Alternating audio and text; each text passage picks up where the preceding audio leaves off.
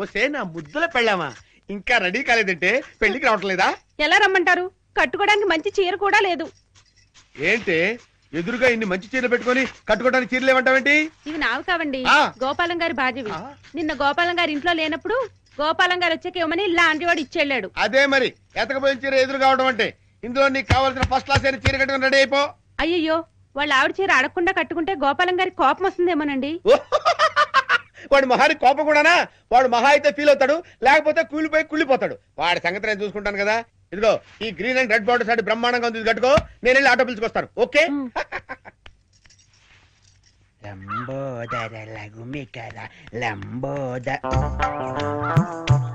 అమ్మయ్యా, మా ఆవిడ వచ్చేసింది. నా కష్టాలనే తిరిగిపోయింది. గమ్మత్తు చేస్తా, గమ్మత్తు చేస్తా.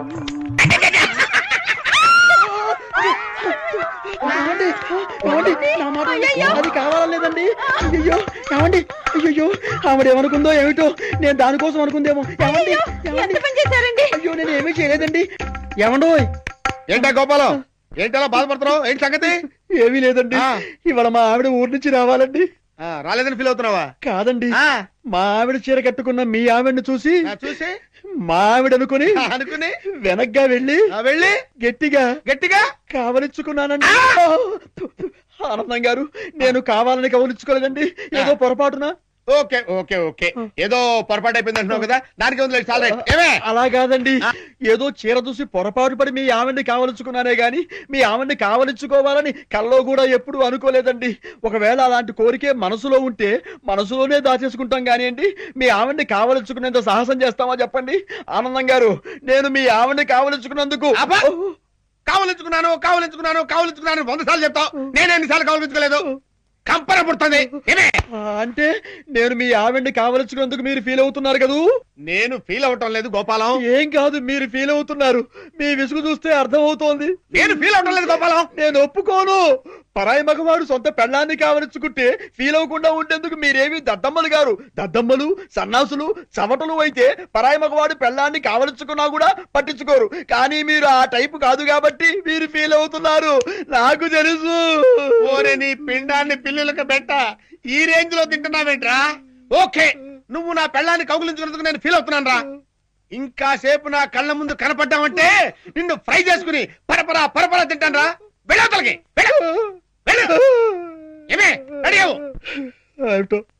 ఆనందం గారు ఎంత లేచి ఫీల్ అవ్వకపోతే అంత లేచి మాట్లాడతారు. జరిగిన దానికి వాళ్ళ ఆవిడ ఎంత ఫీల్ అవుతుందో, ఇది తెలిస్తే మా ఆవిడ ఎంత ఫీల్ అవుతుందో ఏమిటో. ఆనందం గారి దృష్టిలో బ్యాడ్ ఫిలర్ అయిపోయారు. రేపటి నుంచి న్యూస్ పేపర్ అడుగుతారు, అడగరు. Bad luck. నా కర్మ. ఏమైందిరా నా మానస? 1 వీక్ అయిందిరా కనిపించి. ఎక్కడుందో, ఏం చేస్తుందో? అది మానస కాదు బాబాయ్, మహా నస. పోతే పోయిందని నువ్వు హ్యాపీగా ఉండొచ్చుగా. షటప్. అది నా బ్రీత్లెస్ సాంగ్ రా. అది ఎన్ని తిట్టుకున్నా నా జాన్క తుకుడా. వస్తుంది నీ తుకుడా.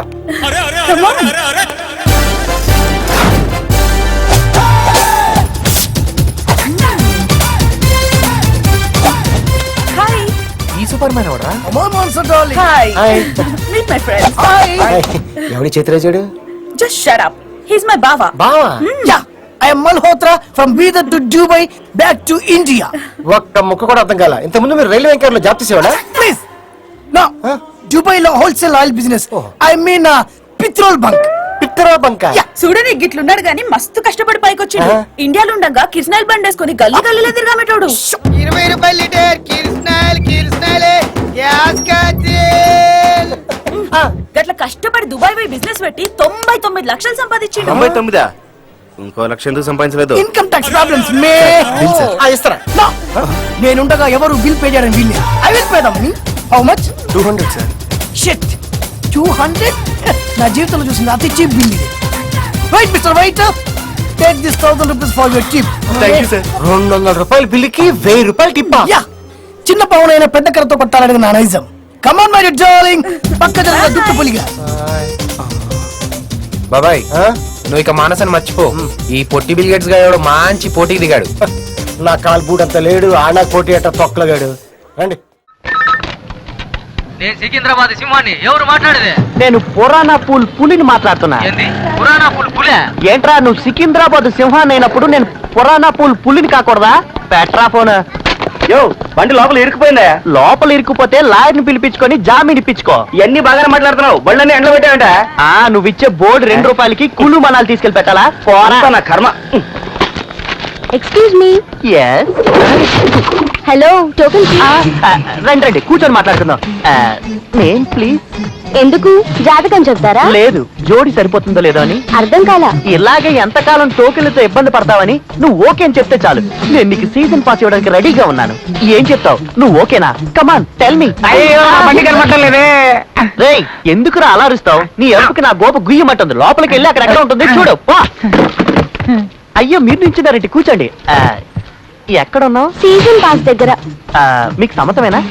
దానికి ఏమైనా ఖర్చు అవుతుందా? ఖర్చు గురించి నీకెందుకు కలవరం? ఇక్కడున్న బల్లోంచి పెట్రోల్ నొక్కేసి అమ్మేస్తే అరేబియన్ షేక్ లెవెల్ కి నేను ఖర్చు పెట్టగలను. దానికి నేనేం చేయాలి? నువ్వేం చేయనక్కర్లేదు, అంతా నేనే చూసుకుంటాను. దానికి మన మధ్య ఒక చిన్న డీలింగ్. డీలింగ్ అంటే? డీలింగ్ అంటే నువ్వు నేను 5 నిమిషాలు వెయిట్ చేయు, వీ డీలింగ్ పూర్తి చేసుకొస్తా. సౌండ్ చేయకుండా చూసుకోలేవరా? చూడరా, ఇదేనా నీ బండి? ఇచ్చుడు, ఇదేనా నీ బండి? చూడు, ఇదేనా నీ బండి? ఇదేనా బండి? అయ్యో ఇదేనా నీ బండి? సారీ సార్, చీకట్లో తేలిక తీసుకెళ్ళిపోయా. నేను ఇక్కడ పెట్టిందే నిన్న పొద్దున. సార్ పగటిపూట తీసుకెళ్ళడం కుదరదు. తలతల్లాడే పిల్లల్లో చూసుకున్న నా బండిని మీరందరూ కలిసి ఉంచుకుని అలా తయారు చేశారు కదరా. రేయ్ నీకు బుద్ధుందిరా? ఎంత ధైర్యం ఉంటే ఈ పెద్ద మనిషి పిల్లని నువ్వు లేపుకెళ్ళిపోయా? ఏమిటి వీడి పిల్లని నేను లేపుకెళ్తే ఆవిడ వచ్చేస్తుందా? రేయ్ అన్నంత ఆవిడే వచ్చేస్తే ఆ కుటుంబంలోని మామగారు మరదళ్ళు పిల్ల జల్ల అందరూ కుటుంబ సమేతంగా వచ్చేస్తారా?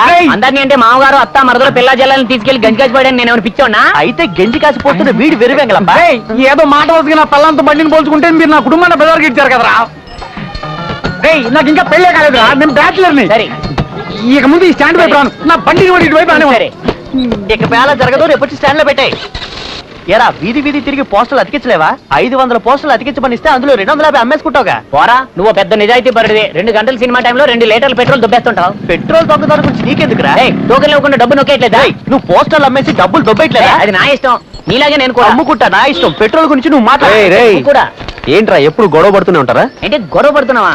మేము గొడవ పడుతున్నాం నీతో చెప్పుకున్నావా? మరి మీ నాన్న ఎక్కడికి వచ్చి గొడవ చేశాడు, దాన్ని ఏమంటావు?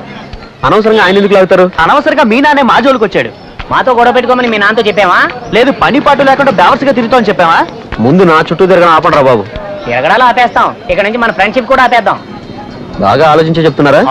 చెప్తున్నావు. సరే, ఫుల్ బాటిల్ మొత్తం నేనే తాగాలంటే ఎవరు మాత్రం ఏం చేయగలరు? రేయ్ ఏంట్రా అనవసరంగా బాగుతావు? వీడు పసిపాలుడ్రా, వీడికేం తెలుసురా? వీళ్ళనే కాదు ఊళ్ళో ఉండే అందరి నాన్నలో వాళ్ళ పిల్లలు వదిలేసి వాళ్ళ ఫ్రెండ్స్ మీద ఎగురుతూ. ఏంటన్నా భర్తతో సరసలాడుతున్నా? అర్థం కాదు, నీరసంగా ఉంది. ఇప్పుడే కదా పేకల దగ్గర తిన్నా, ఎవడన్నా చెప్తాను అవుతాడు. కవులు చెప్పమని చెప్తాడు పెద్ద పెద్ద కవులు అయ్యారు. మళ్ళీ తెప్పించాడు బాబు, మళ్ళీ తెప్పించాడు బాబు. నమ్మడు నీ మా పోవట్లేదు.